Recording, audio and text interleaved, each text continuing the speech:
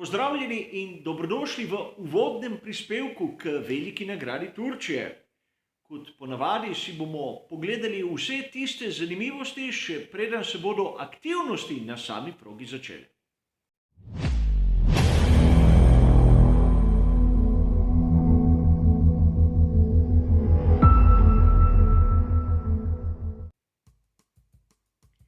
Kot običajno bomo tudi tokrat prve minute prispevka posvetili veliki nagradi iz preteklosti. A tokrat se ne bomo zazrli toliko nazaj, namreč samo do lanske sezone, kjer je bila velika nagrada Turčije 15. novembra, približno mesec kasneje kot bo letos. In tudi lani so veliko nagrado Turčije naknadno uvrstili na koledar svetovnega prvenstva Formule 1.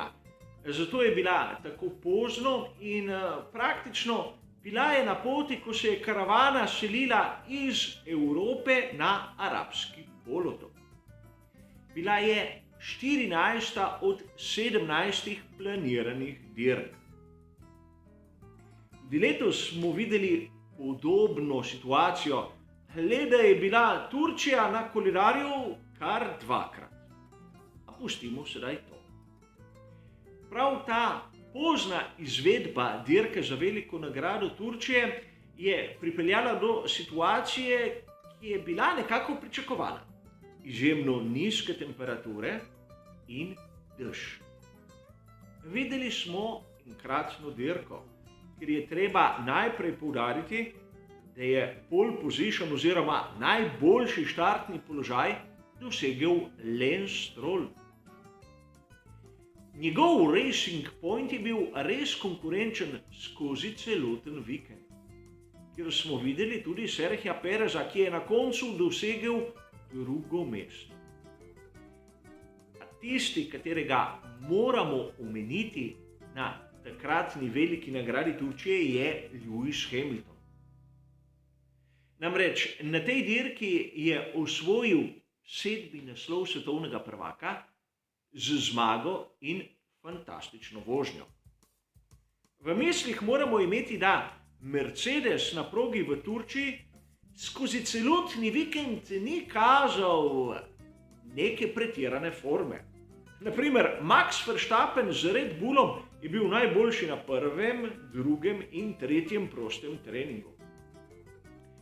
A Lewisu Hamiltonu je uspelo skoraj nemogoče.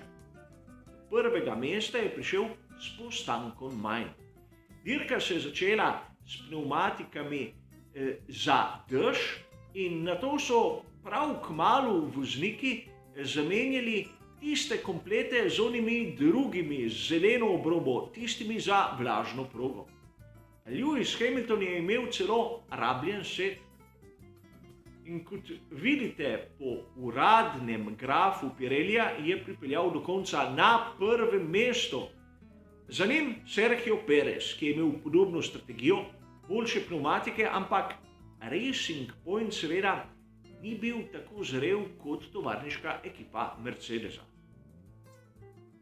Če pogledamo malce stanje pnevmatike Lewisa Hamiltona, nam bo tako jasno, kako na meji je bil, kar se tiče vzdržljivosti le-teh.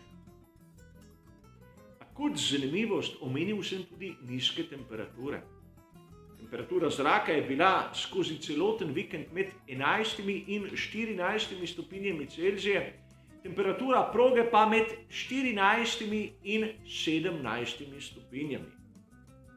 Tu imejmo malce v podzavesti, kajti danes v tretjem delu bomo obdelali vremensko napoved.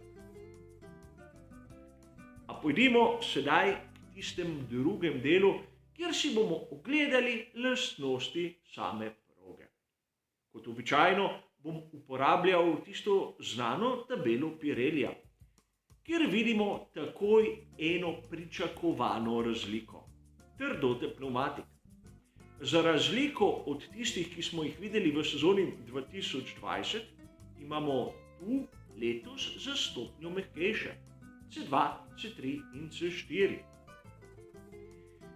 Že lani je bila pričakovana sprememba, ampak pri Pirelliju so dejali, da niso imeli tehničnih možnosti pripeljati mehkejših pnevmatik.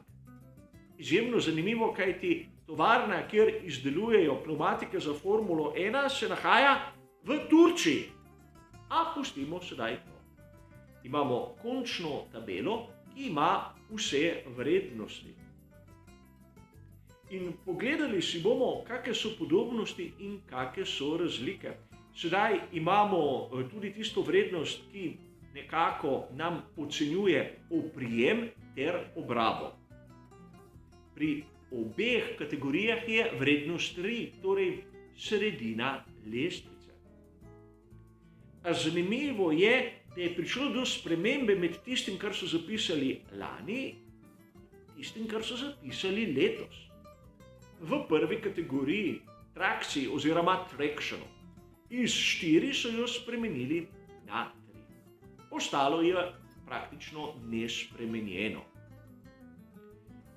A sedaj se bomo za trenutek ustavili in si pogledali progo, ki ima vsaj delno izjemno podobne vrednosti. To smo videli praktično na prejšnji veliki nagradi v Rusiji. Če primerjamo tisto tabelo Pirellija s to, ki je prisotna tu, bomo ugotovili, da bistvena razlika je samo v eni kategoriji. In to je tistemu stresu pnevmatik, ki je tu v Turčiji izjemno visok. Tudi zato imamo tisti srednji izbor in ne najmehkejšega. Namreč pri nizkih temperaturah pride bolj do izraza mehkejša pnevmatika, ki deluje na nižji temperaturi.